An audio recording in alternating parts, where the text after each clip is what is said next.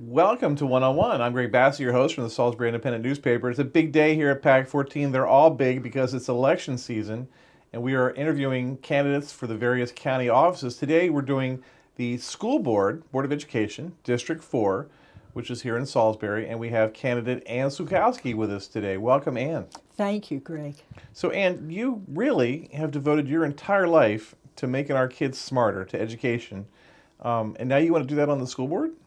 I think I have a lot to bring to the Wycomico County School Board, Greg. First of all, with my education background, I have a master's and bachelor's degree, and I also have my doctoral work at University of Maryland, College Park.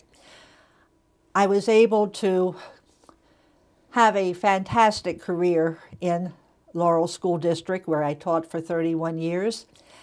And I would like to bring that enthusiasm that I had to Wycomico County teachers. I was a secondary reading specialist, and I was able to represent the district statewide in state testing, English curriculum, reading curriculum, and one great achievement, the implementation of middle schools in the state of Delaware. I also, for 21 years, traveled throughout the United States, representing the state of Delaware at reading conferences, both as an attendant and as a presenter. My two areas of expertise were secondary reading and adolescent literature, and I also taught secondary reading for the state of Delaware and Salisbury University. Wow. So District 4 is the classic Salisbury district. It's the center part of the city. It's real Salisbury. And you think sometimes that Salisbury doesn't always have the voice on the school board that it needs because it's such a wide county operation. Is that true? I don't really think so. District 4 starts at Tony Tank Creek, Riverside Drive, Camden Avenue, US Route 13, goes over to villages at Tony Tank Creek and over to Robbins Avenue, and then goes up Snow Hill Road, and Riverside Drive, everything in between, yeah, and ends at where the Wycomico River comes through Salisbury. So it really doesn't go in the city center. Right. It includes the students that attend Pinehurst School, Prince Street Elementary, Bennett Middle, Parkside, and Bennett Senior. Where were you on the Bennett Middle construction? It seems like that's been a really good thing, but there were a lot of people at the time who were opposed that we kind of overdid it with that school. I'm not sure. I'm for maintaining your buildings. Right. And I look at Y Middle, that's been here since the early 40s, and see how well that has been maintained. I think that should be a model for all the other schools in the county. Yeah, they really have done a great job. In the last year, there's been kind of a push among the business community and some other community leaders to increase school spending on education. It's been kind of a new movement in my life. I've never really seen it. Where are you on that? Are we adequately funded in education? Is there more we need to do? What direction would you like to go with that? I'm a penny pitcher. I'm one of these people that if you've got 10 cents, I want to get my full 10 cents worth. So I really, in order to answer that fully, I really need to look at a line item budget to see exactly what funds are going to what areas, for example, transportation, maintenance, teacher salaries, textbook expenditures. So I think there's really a deeper, I'm looking at it from an educator's point of view now, Greg, that you need to look into that line item by line item before you really can make, and I wonder if the people who are saying this have ever looked at a line item And I asked them to, and I would like to see a line item also. Right. The superintendent has been pushing three big things in her initiatives.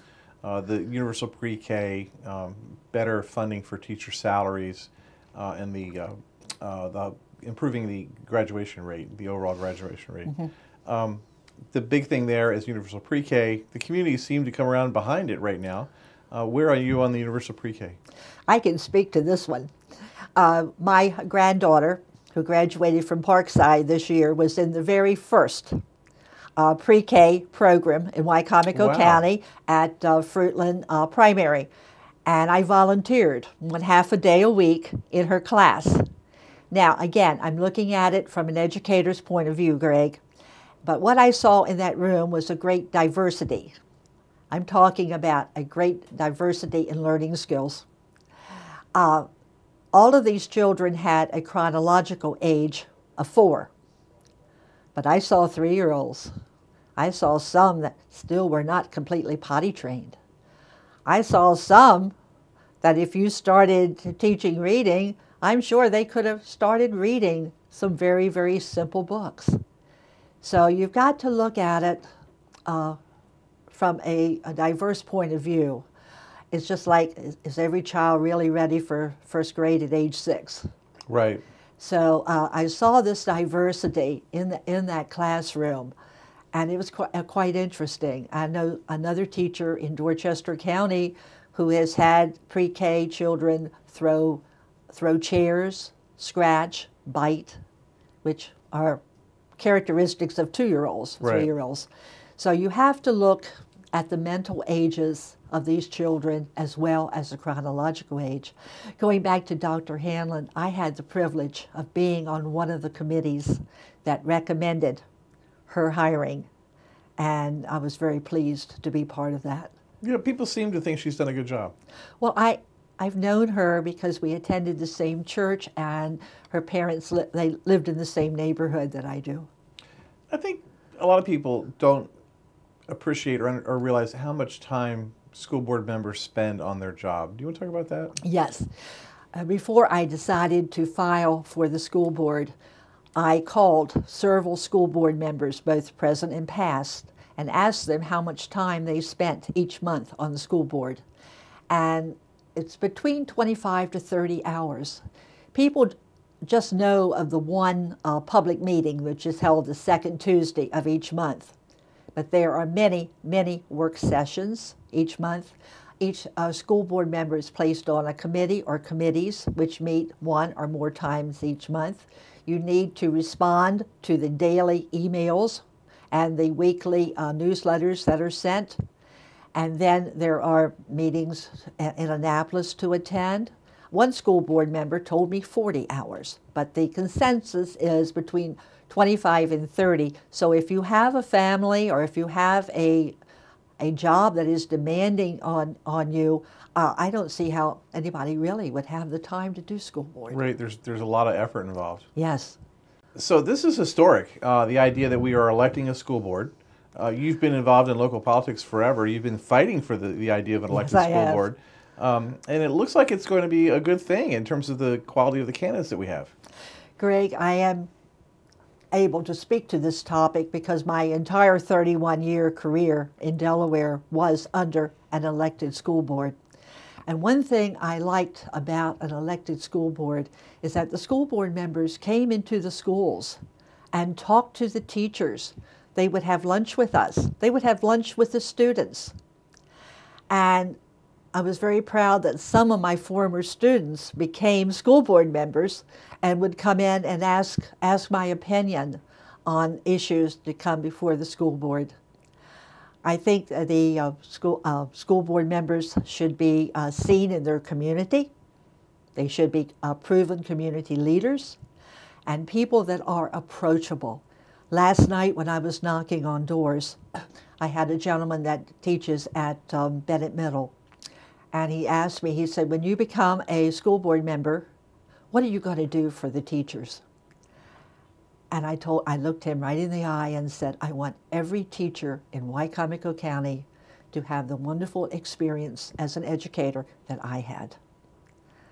And I think I will probably be one of the best advocates for the classroom teacher that they could possibly elect to the school board, because I've walked in their shoes. But I like the idea of elected school board. It was first brought up, believe it or not, in the late 60s by the American Association of University Women, which I happen to be a member, past president. And we went to the school board, and they paid no attention to us. You're out and about, you're everywhere. It's easy to run into you, but if people want to reach you and talk to you more about your candidacy, how can they get a hold of you? I am in the phone book under Ann Suthowski, and I'll be glad to give my phone number, which is 410-742-8310. I take calls starting at 7 a.m. in the morning and not after 8:30 at night. And if I'm not home, I have a well-worn message machine. She's Ann Suthowski. She's running for school board, District 4, Wycomico County, and we were thrilled to have her here today. Thanks for being here, Ann. Thank you, friend. Thank you. I'm Greg Bassett from the Salisbury Independent newspaper, another special election edition of One-on-One here on PAC 14. You can see all of these interviews on YouTube. We have them archived there. You can get to that from a link on the PAC 14 website, or go to YouTube, to the PAC 14 section on YouTube, and watch all these interviews. A lot of great information out there to help you decide who to vote for.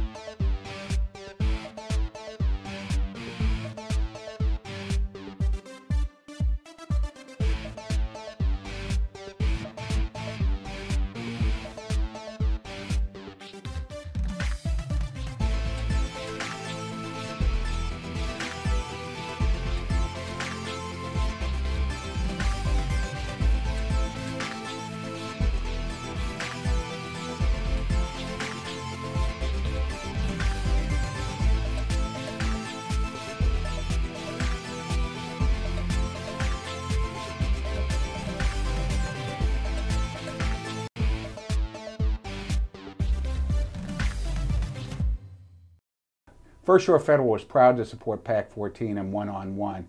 We'd encourage every business to support PAC 14 and pick a program and support it, and let's make a difference.